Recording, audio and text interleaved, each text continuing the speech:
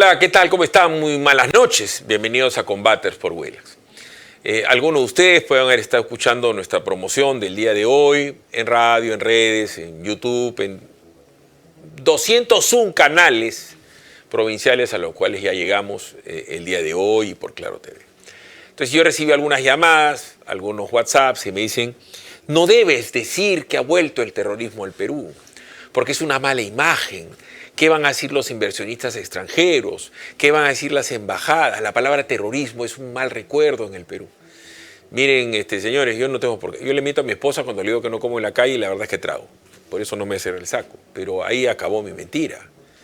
En ningún lugar del mundo, de la civilización conocida, Estados Unidos, Inglaterra, Francia, España, el mundo árabe, China, Singapur, Japón, se detonan 5 granadas o bombas en un día, en un distrito céntrico, como decir Lince, como decir, no sé, pues Queens en Nueva York, ¿no es cierto? O en San Juan del Lurigancho, distrito 6 en Francia, o que yo les diga, pues, que en Milán han detonado una granada en el Duomo y no pasa nada. Y desgraciadamente hay mucho coleguita, con todo respeto, que le tiene miedo a la palabra terrorismo. No, el terrorismo genera terror y es parte de la parte más oscura de la historia del Perú. Y sí ha vuelto el terrorismo. En Patás han detonado 2 torres de alta tensión en 4 días. Y Patás tiene el teórico estado de emergencia perfecto. Entonces yo no puedo tapar una realidad. Fuera del sicariato, los robos, el raqueteo, en fin, esa es una realidad. Por eso de eso va a tratar el día de hoy y he invitado a 2 personas que tienen la experiencia y el conocimiento para decirnos las cosas tal como son. El que no quiera entender la verdad será responsable de su propia desgracia, pero nosotros tenemos que decir la verdad. Y en ese orden de cosas, la señora Boluarte, que es, por la Constitución, la jefa del Estado, presidente del Poder Ejecutivo y jefa suprema de las Fuerzas Armadas, insiste, entiendo yo, en pelearse con la noche, en pelearse con el humo, en pelearse con las encuestadoras o con los medios de comunicación. Error, señora, usted tiene que asumir su responsabilidad y no creo que lo está haciendo de la manera más correcta, si no escuchemos. Ayer en un periódico que nos quiere mucho nos han puesto un puntito más, 5%. Yo lo que les he dicho es no me hagan el favor. No le he dicho que me suban, he dicho pónganme 0,0, ya estamos tranquilos, no nos preocupamos y nos concentramos en seguir trabajando. Bueno, hay alguien que le hace muy buenos discursos a la señora porque la verdad todos tienen un orden lógico y al margen del tono de su voz o la credibilidad de su personaje, creo que está evadiendo la realidad. El terrorismo ha regresado al Perú en diversas formas. La extorsión es una de ellas. Yo no sé si le voy a poner el apellido de urbano, rural, pero que ha regresado. Esa es mi opinión del ego, de civil, de Charlie. Y hemos invitado a un Charlie que ha sido ministro de Defensa, presidente del Congreso, presidente del Consejo de Ministros, que es Sandro Flores Arauz, y a un militar del arma de inteligencia como el coronel Juan Carlos Liendo O'Connor. Señores, buenas noches. Buenas noches, Philip. Hola, Philip, ¿cómo estás? ¿Exagero al decir que el terrorismo ha regresado al Perú? Bueno, los hechos son los hechos. Si tiran bombas y generan malestar, generan miedo, eso es terrorismo. Es que no es Sendero, sí. No es el MRTA. Quien sea, pero es terror. Quien genera miedo es terrorista. Y encima lo que estás viendo en las zonas rurales, en las zonas mineras, como lo de Patás, con la minera Poderosa, ¿cómo lo calificas? Que no es poderosa, porque hasta tienen un ejército paralelo, dicho sea de paso. Los poderosos son los que están derribando las torres. Y eso nos hace recordar los tiempos en que nos dejaban sin luz. Al dejarnos sin luz, nos dejaban también sin agua. Y eso es terrorismo. En consecuencia, ¿qué es lo que tienes que hacer? Combatirlo. Y combatirlo seriamente y duramente. Pero para eso tienes que cambiar 2 cosas. 1, tener la decisión de actuar con fortaleza. Y 2, hacer un Consejo de Estado para que la presidenta le diga al Poder Judicial y al Ministerio Público, disculpa el castellano, pero es así.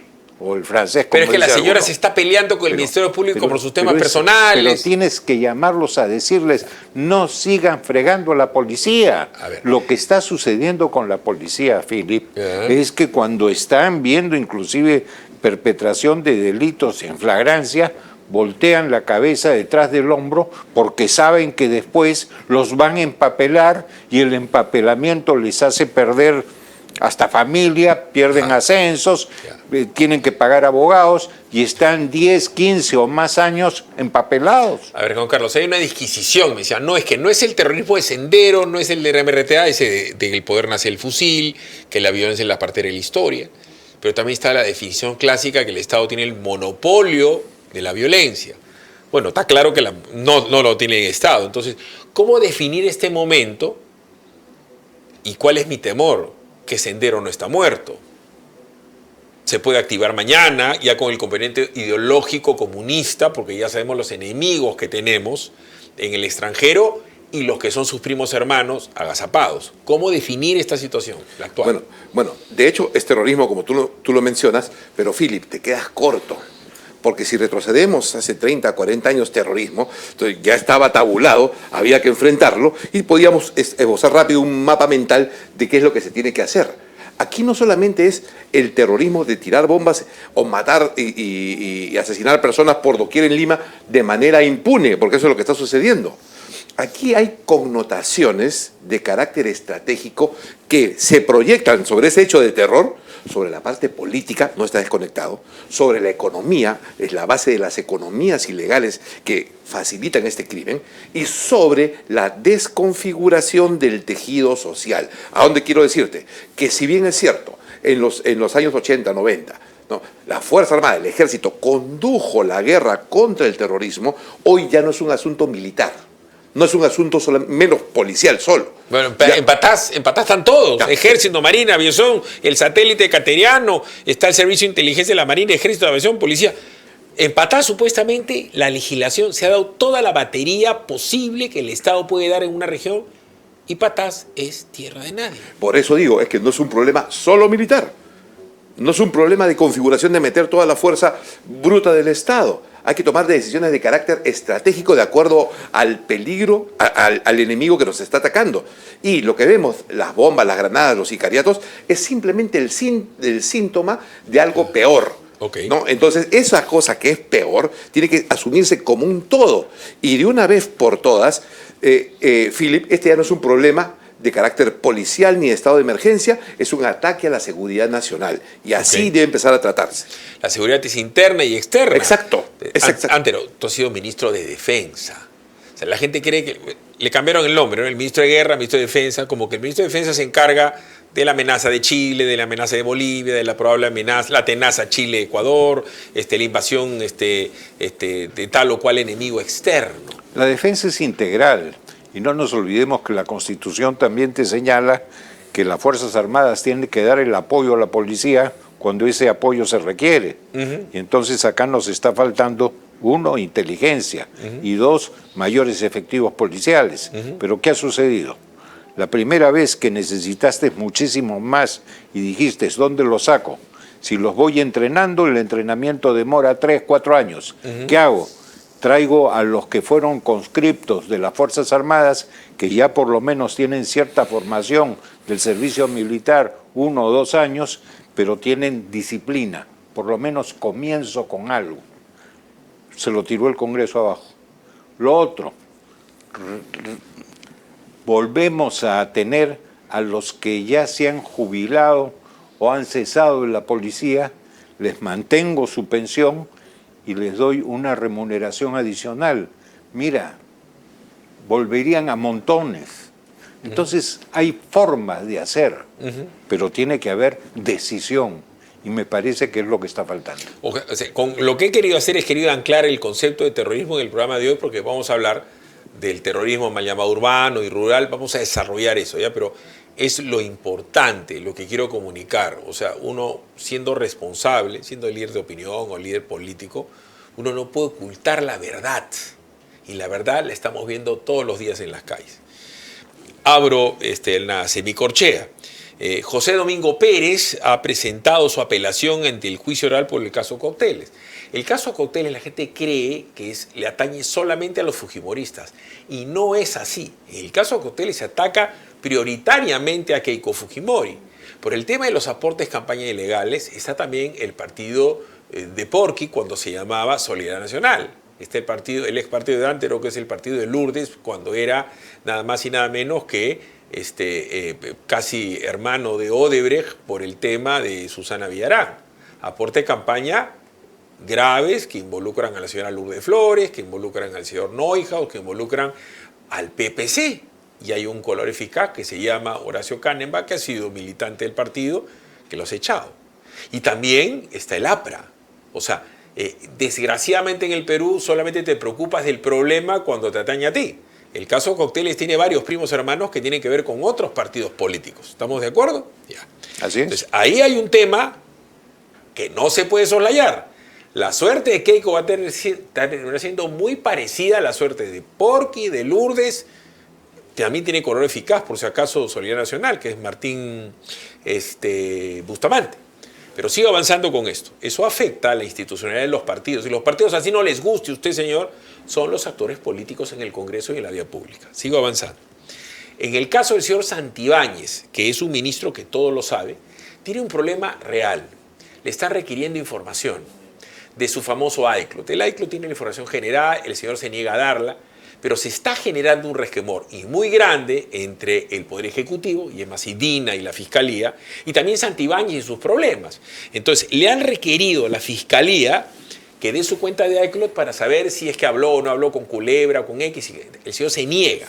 Entonces, la Fiscalía ha presentado un documento en donde, papelón, porque es parte de un debido proceso, le dice, cumple con la ley. Entonces, si nos atañemos a la imagen, la Fiscalía dice el requerimiento de su cuenta de iCloud no afecta a su intimidad. Es decir, ya hay una bronca, ¿no?, adicional a la de DINA con el ministro.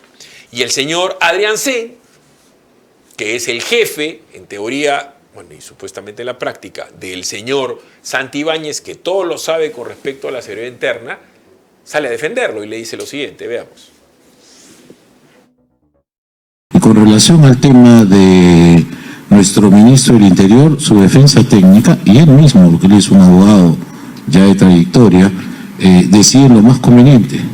Vamos a ver si la Fiscalía atiende, recoge las preocupaciones que ha expresado el ministro. En todo caso, no olvidemos también el tipo de reserva que merecemos cada ciudadano respecto a la información que tenemos. Si ustedes recuerdan cómo comienzo el programa, ¿no?, DINA se está ocupando de pelearse con la prensa, de pelearse con las encuestadoras. Santibáñez refuta a la prensa, le echa la culpa a la Fiscalía, pero él también se pelea con la Fiscalía. Y el Premier, que es el vocero del gobierno, quería estar preocupado por el tema de la palabra terrorismo, que es más que una palabra, se dedica a defender a su jefa en sus temas con la Fiscalía, y a su subalterno, el ministro Santibáñez, con sus temas con la Fiscalía. Entonces, no está focalizado el señor Adrián Sen en la principal prioridad del Perú, que es la seguridad interna. No es su prioridad, Filipe. No es la prioridad de Adrián Sen, de la presidenta, del primer ministro, del ministro. No es prioridad de la mayoría de políticos del Congreso, ni menos del Ministerio Público, del Poder Judicial. O sea, aquí hay una serie de asuntos que están relacionados, legales, como los estás evidenciando, ¿no?, de enfrentamientos políticos judiciales entre los tres poderes del Estado que ocupan todo su tiempo de la gestión pública. Y en este caso hacen de la seguridad y de esta amenaza de terrorismo una cosa que no es prioritaria. A ver, Antero, en base a tu experiencia, que es vasta, si pudieras tomar un café con el ministro Arancén, que no es ningún bruto, ni un tonto, ni un bobo, ni inexperto, yo lo respeto, pero lo veo agobiado, ¿no? Entonces él tiene que elegir entre defender a su jefa Dina, defender a su ministro Santibáñez, defender los desaguisados de su ministro Quero, defender los desaguisados de su ministro Julio de Martini, ¿correcto? Porque lo tiene que hacer. De su ministra en su momento de la mujer, por los conivos chipivos, de educación. Del ministro de Educación, o del ministro de Cultura por el tema de María Maricón. ¿Cómo tendría que priorizar su agenda el ministro? Porque además salen todos los días y todo lo entremezclan. Mira, Philip, Estamos viendo confrontación entre los poderes del Estado y también con los organismos públicos, los descentralizados, los autónomos, etcétera.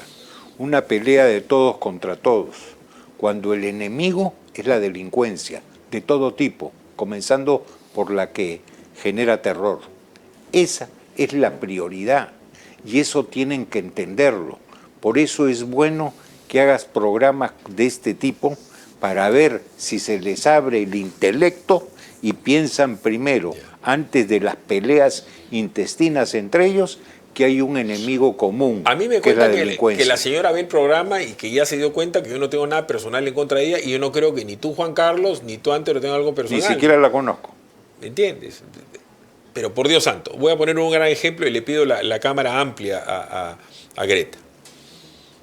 Ya hemos visto lo de las bombas, ¿no? Entonces, ha habido un queso, no ha sido granada, por si acaso, lo de San Juan de Miraflores. Queso se le llama un explosivo de poca monta, que es como una mamarrata inmensa. Artesanal. ¿Qué se hace? ¿Ya? Porque la granada, si revientan una granada al costado de 2 carros y revientan una granada al costado de 4 personas, la granada lo mata a todos. Mueren todos. Una granada es granada. Granada sí o sí en ¿cómo se llama? En Lince, que es también malo. Pero fíjese, a la mitad de la nada del día, resulta que ha habido pánico en el metro de Lima. Una balacera en la Estación de la Cultura, en donde un joven resultó gravemente herido en la Estación de la Cultura en San Borja, un distrito mesocrático aparentemente seguro. Recordarán cuando se hizo el tema de la PEC, el distrito más seguro de Latinoamérica fue San Borja por 48 horas, ¿no? Así es. Venía Biden, Xi Jinping, mi tío Hassan al-Bolkiah, esa gentita. Resulta que, de acuerdo a testigos, los atacantes llegaron al lugar y dispararon al cuello de una víctima quien cayó al suelo. Es decir, sicariato puro y duro. Asesinato por lucro que creo yo debería tener pena de muerte. El crimen ha ocurrido a las 4 de la tarde. Luz, ¿no? Perfectamente ubicable por las cámaras de seguridad. La víctima es identificada como Triunfo Guamaní Álvaro, 35 años. Acá está el tema. ¿Cuál era el chamba, el pata? Era tarjetero en la Estación de la Cultura. Esos patitas que no puedes entrar y te da la tarjetita para que puedas entrar. O sea, no era pues un magnate, no era un tipo que trabajaba con dinero, ni traficaba dólares, ni era un hombre rico. Su labor consistía en alquilar su tarjeta a los pasajeros que no contaban con uno. Era un patita que se paraba y decía, toma mi tarjeta para que entres. Entonces, ¿qué cosa estoy presumiendo yo? En que le dijeron que pague un cupo por pararse ahí. Es como cuando te vas a cuadrar al frente del seguro y te dicen, ¿te quieres cuadrar? Dame un solcito y te dejo cuadrarte. Es decir, una extorsión menor. Según las cámaras de seguridad, fue un hombre vestido con una polera azul oscuro, con capucha y un chaleco del Ministerio de Salud, que además portaba una mascarilla, quien disparó. Tras su ataque, subió su motocicleta y se fue. Ojo, también hay esto de sicariato. En Nueva York hace poco mataron a un magnate, dueño de clínicas, inclusive en el Perú. Pero este sicariato, no digo poca monta, Juan Carlos Antero, por la vida de un ser humano, digo de poca monta por la cantidad de la presunta extorsión. Esto ya es algo desbocado.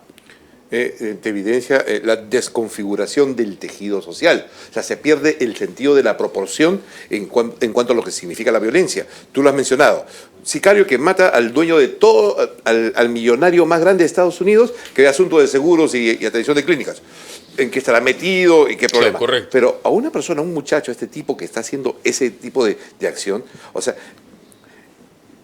el sicariato como elemento de fuerza de la extorsión, la última ratio de la extorsión se está expandiendo. Mira, tienes aquí al tarjetero de una estación de Metropolitano. Entonces, ¿pero qué está en juego? Todos los tarjeteros de todas las estaciones de Metropolitano. O los que marcan los que marcan, Juan Carlos, los que marcan a las combis en las esquinas. Exacto, o los bodegueros. O los cofiur, o los chiferos. Los lavadores de auto. Todos están pagando cupo. O sea, se ha expandido de una manera criminal. Cuando te ha tocado a ti ser ministro de Defensa, lo que hacían antes, había esto en pocas cantidades y en poca monta a los que tenían cabinas internet. O los matataxistas o los matacambistas. Era lo máximo que había, ¿no? Esto quiere decir, Antero, que hay alguien capaz de disparar a una persona y matarlo, por 200 soles, por 300 soles. O por menos. Porque este tipo no era, pues, no es un potentado. Por favor, la extorsión la estás viendo que es hasta mínimas cantidades, pero se ha expandido tremendamente. Y una cosa adicional, tú has dicho lo del tipo encapuchado. Mira, algo sí, para los congresistas que nos están escuchando, pongan un agravante para el tema delictuoso. Los que estén con capucha es agravante, porque la capucha te está en alguna medida evitando la identificación. Mira, ruego otra vez la imagen central. Entonces sale el señor Víctor Sanabria. Víctor Sanabria no es cualquiera. Víctor Sanabria es el número 1 de la policía del Perú. Cuando yo comencé el programa y decía que esto está pasando, todas las embajadas, la americana, la rusa, la china, da un reporte de inteligencia a su embajador, y su embajador, cuando considera que es un tema de inteligencia importante o que compromete los intereses de su país, reporta a su cancillería, a su sede central. Entonces, si sale el jefe de la policía de un país y dice lo que vamos a escuchar en voz del señor Sanabria, absolutamente calmo, que dice: nosotros tenemos cómo saber dónde está el sicario, el de lo grande y de lo chiquito, pero no lo podemos detener porque tenemos que verlo matar. ¿Ustedes creen que yo estoy exagerando? Ya, esto lo ha dicho Víctor Sanabria, el número 1 de la policía. Hay que extrapolarlo a ver qué pasa si dice esto el número de la policía, Scotland Yard, el de la Sûreté francesa, el de la policía española. ¿El jefe de la policía rusa, china o en Dubái puede decir esto? Escuchemos. La policía sabe dónde están los delincuentes y tienen toda la razón. En un barrio, nuestra junta vecinal, la red de cooperantes, identifica a Pedro XX, que es un sicario. Y le hacemos la vigilancia, efectivamente está en actividades irregulares y todo. ¿Lo podemos detener con nuestro sistema? No lo podemos detener. Tenemos que esperar en flagrancia a que esté matando a alguien para poder detenerlo. Entonces, también tenemos que hacer un ajuste de nuestras actividades, tanto normativas como de los operadores de justicia, para ponernos una sola camiseta contra el delito. Yo no lo entiendo. ¿Qué ha querido decir? Yo tampoco, porque si hay sospechas puede detenerlo. Lo que pasa es que no puedes tenerlo más de 24 horas, pero puedes detenerlo. Sospecha de y ahí sicario. comienzas a No investigar. estás sospechando que el Pero pata por supuesto. te vende pollitos a la brasa Bamba, que vende medicina Bamba. Juan Carlos, el jefe de la policía dice que ellos tienen ubicado un sicario. Lo detienes, pues, y lo llevas a la comisaría y lo investigas. Pero por supuesto. Por sicario. Por sicario. No está vendiendo...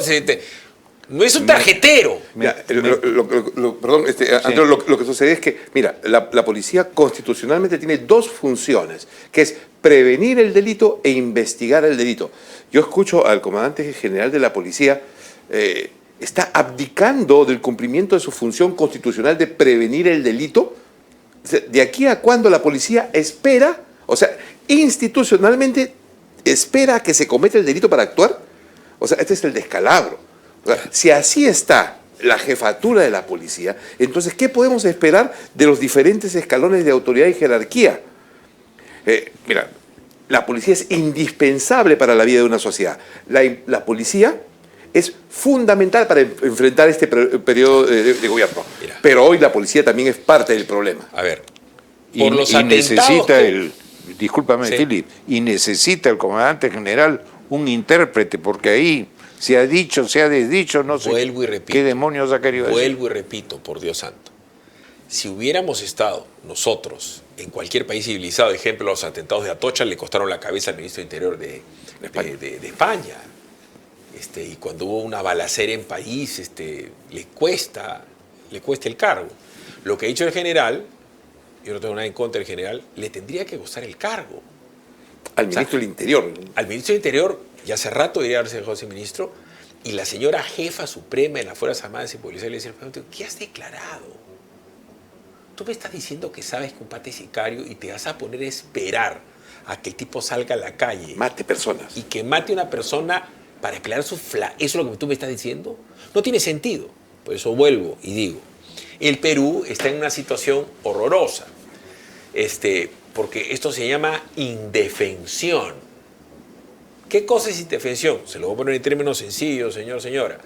Imagínense usted que ataquen a su familia y que venga gente con un hacha, con puñales, con metralletas y que vayan a entrar a su casa a matar y a violar a su esposa y a sus hijos. Grave, ¿no? Pero que su esposa y sus hijos sepan que usted no va a poder hacer nada. Eso se llama indefensión. Veamos la nota. Acaban de ahorita disparar a alguien. Puta madre, le han dado en la cabeza. Puta madre, le han dado en la cabeza. Viernes 17 de enero, 3:30 de la tarde. Una nueva balacera a plena luz del día. Esta persona de identidad desconocida que está tendido en el piso del ingreso a la estación La Cultura del tren eléctrico recibió un disparo a la altura de la cabeza a manos de la delincuencia que nos acecha día tras día. Acaban de ahorita disparar a alguien. Mi cara. ¡Se fue para allá! ¡Se fue para allá! ¡La moto! Según las investigaciones y los testigos, la víctima trabajaría como tarjetero en dicho paradero del tren. A los pocos minutos fue trasladado en una ambulancia al centro médico más cercano. Además, la línea 1 informó que la estación La Cultura queda temporalmente cerrado. Esta no es la primera vez que balean a una persona en la estación La Cultura a plena luz del día. Este es un ejemplo más de cómo los grupos criminales dedicados a la extorsión, cobro de cupos, sicariato, siembran el miedo a diario a todos los peruanos. Acaban de ahorita disparar a alguien. Puta madre, le han dado en la cabeza. Puta madre, le han dado en la cabeza. Y basta con saber que Lima vivió esta semana una de las noches más sangrientas en los últimos años, pues entre lunes 13 y martes 14 de enero se registraron 7 homicidios en tan solo pocas horas y en diferentes puntos de la capital. El último miércoles también fuimos testigos de una explosión de granada en plena calle, exactamente en la segunda cuadra de la avenida Los Lirios en San Juan de Miraflores, a pocos metros del Mall del Sur, dejando un saldo de 9 personas heridas. Lo mismo sucedió en el distrito de Lince y San Juan del Lurigancho. Según datos del SINADEF, en lo que va del 2025 se han registrado 81 homicidios y la mayor cantidad se concentran en Lima, La Libertad, Callao, Piura e Ica. Es un hecho que la delincuencia se ha desbordado en el país. Los homicidios y las extorsiones siguen cada vez en aumento, mientras que el gobierno sigue mirando con los brazos cruzados. Acaban de ahorita disparar a alguien. Mi cara. Puta madre, le han dado en la cabeza. Puta madre, le han dado en la cabeza. A ver, estamos en vivo. En este momento, un amigo mío y de la casa, al cual le tengo respeto, cariño, Alan Rivera, compañero, me dice: Philip, el problema son las leyes. El marco legal es una mierda. Que es el Perú, porque en 24 horas salen libres los choros, ya sea en flagrancia o por sospecha. Mucho menos es posible detenerlos por sospecha. Lo que tiene que cambiar es la ley. Y yo la verdad discrepo. Yo no creo que en el Perú sea un tema estrictamente de orden legal. Tiene que haber el imperio de la ley, la voluntad de que la ley se cumpla y que los ejecutores policiales y los ejecutores de justicia hagan cumplir la ley. Yo no creo que sea un tema de marco legal, o me estoy equivocando. Yo estoy de acuerdo contigo. Más aún, te acabo de decir hace un rato de que el problema es que la policía no actúa porque lo joden. Disculpa el francés. Sí, está bien. Pero es así. Ahora, en la cuestión legal, que necesitamos un nuevo código penal integral, no tengo la menor duda. Este código tiene más modificaciones que artículos en 31 años. Es de locura. Más aún, el bien jurídico que tiene que ser más tutelado, más importante, ¿cuál es? La vida. Sin embargo, hoy día el homicidio es menos grave en cuanto a sanción que delitos patrimoniales. A ver, de locos. Voy a hacer historia para que la gente me trate de entender.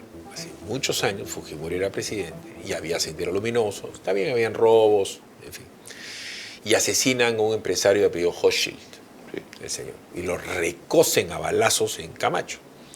Eso hace la impronta para que Fujimori dicte la ley de terrorismo agravado. Y recién en esas épocas, para que la gente entienda, se comienza a dar la ley de colaboración eficaz, que ahora todos conocemos, que es la que permite que el Estado, con inteligencia, rompa la regla de oro, es decir, que hayan determinados agentes del terrorismo, sean los activos, sean que eras el Ejército Guerrero Popular, o por dar un ejemplo, Socorro Popular, tiren dedo. Pero hasta donde yo recuerdo, Juan Carlos, no había el andamiaje legal que tenemos ahora. Ahora tenemos más y mejores leyes. No es un tema estrictamente legal. Definitivamente no es estrictamente legal, ¿no? Y tú lo has dicho, antes teníamos menos leyes. Lo que pasa es que en esa época fueron hechas leyes con sentido común de acuerdo a las circunstancias que habían, pero sobre todo con voluntad política y apoyo a la fuerza de seguridad para hacer posible el cumplimiento de esas leyes. Mira, antes de ayer y ayer, 2 portales de noticias internacionales, uno del Financial Times, otro de Infobae Latinoamérica, señalan el incremento del crimen transnacional organizado en el Perú por ausencia de poder político. O sea, los reportes que dan las embajadas, que tú lo has mencionado, que señalan lo que está sucediendo, o sea, tienen eco en la prensa porque es una forma de comunicar al Perú, mira lo que está sucediendo en tu casa. Porque no es simplemente que están matando gente y sicarios aquí, no, pero es un país grande, con recursos, con una amplitud geográfica, es un hub que el Perú se va a convertir en una sede del crimen transnacional. O sea, ya desde el exterior la prensa internacional está lanzando alerta. Aquí en el Perú hay un vacío político, vacío de poder, debilidad del Estado de Derecho y pérdida del principio de autoridad. Yo estoy seguro que antes lo ha leído Sun Tzu y en un teatro de operaciones, en una pradera con una serie de niveles y con una serie de grietas y una serie de pequeños riachuelos, el hombre inteligente va copando y va llenando esos charcos. Y así es que el poder se hace para que tú puedas ganar una batalla. Entonces, vayan pensando en lo que va a pasar de acá al 2026. Porque acá todavía no hablamos del resurgimiento real del MRTA y Sendero Luminoso con otros nombres. Porque hay tráfico de cocaína, tráfico de oro, tala ilegal y tráfico de personas. Yo tengo la información de que están llegando agentes de inteligencia cubana. Que no es que vengan 100, 200, 300, no. Vinieron el martes 7, el jueves 9, el otro sábado 18. Y van viniendo, y van entrando por el aeropuerto Jorge Chávez. Y esos cubanos vienen desde Colombia, desde Venezuela. Es la información que tengo yo. Entonces, eso se va a juntar con quienes quieren escindir el sur del Perú. Evo Morales no es manco, está en unos problemas reales serios. Entonces, cuando tú estás en problemas reales y un animal es herido, te puede hacer daño. Esto se puede poner mucho más complejo. No solamente por eso, Philip, sino no nos olvidemos quién es el embajador cubano y qué es lo que hacía en Cuba. 2, no nos olvidemos también que por la situación de esta reelección, entre comillas, de Maduro en Venezuela, va a seguir saliendo en mayores proporciones la gente. Bueno, si el señor Zamora es un problema, entiendo que los servicios de inteligencia deben saber a qué se dedica él y a dónde vienen los cubanos que ingresan. Efectivamente. Y el servicio de inteligencia le da un reporte diario a la señora presidenta. Se supone. Y la señora presidenta lo llama al canciller y le dice, cita al embajador cubano y dile a qué se dedica. Y si no hay satisfactoria respuesta, lo que hace es le dice al señor, ¡chao! ¡Váyase! No, la cosa es bien clara y tú lo has mencionado. Tú estás recibiendo información, se supone, de inteligencia que están entrando. Philip, si existe un órgano de inteligencia que está detectando personas, agentes de inteligencia, y el hecho de solo detectarlos significa que saben lo que están haciendo, significa que saben dónde está. Quiere decir que el sistema de inteligencia nacional peruano de acuerdo a lo que estás diciendo, sabe que están entrando agentes con una finalidad y que saben dónde están. Entonces, ¿qué está haciendo el sistema de inteligencia? Sin contar lo que pueda pasar en la frontera con Puno, en donde puedan entrar agentes venezolanos o bolivianos, porque así como entra y sale cerveza, electrodomésticos, sale oro, entra coca o viceversa. Somos una coladera. No hay frontera. No hay fronteras, no tenemos fronteras. La frontera es un lapicito hecho en el mapa. Correcto. Vamos a ir a una pausa, porque además está la legitimidad de los agentes de justicia. La Fiscalía, la gente no confía por el caso Lavajato. El Poder Judicial, la gente no confía por lo propio. Pregunto yo, ¿y el Congreso? En el Congreso estamos en un problema de prostitución con muerte. O sea, parece una serie de Netflix. Vamos a ir a la pausa. Les presentamos Terraza de Chepe Conde, donde el mar y la diversión se unen, creando un paraíso exclusivo ubicado entre Asia y Cerro Azul. Terraza de Chepe Conde ofrece un estilo de vida exclusivo para cumplir con tus sueños y los de tu familia. Descubre tu próximo punto de encuentro en el sur con canchas deportivas, toboganes, espectaculares piscinas tipo playa y un nuevo bulevar comercial con lotes con título de propiedad en uno de los condominios más selectos del sur. Aprovecha los precios mágicos en donde Terraza de Chepe Conde te va a dar una oferta de valor sideralmente buena. Aventura.p/chepeconde o llama y separa tu cita. Puedes ir mañana, puedes ir pasado, puedes ver tu casa en el futuro. 905-457-777. Siempre con el respaldo de Condominios Aventura, vive la magia. Pausa y regresamos con prostitución, muerte y Congreso. No se muevan.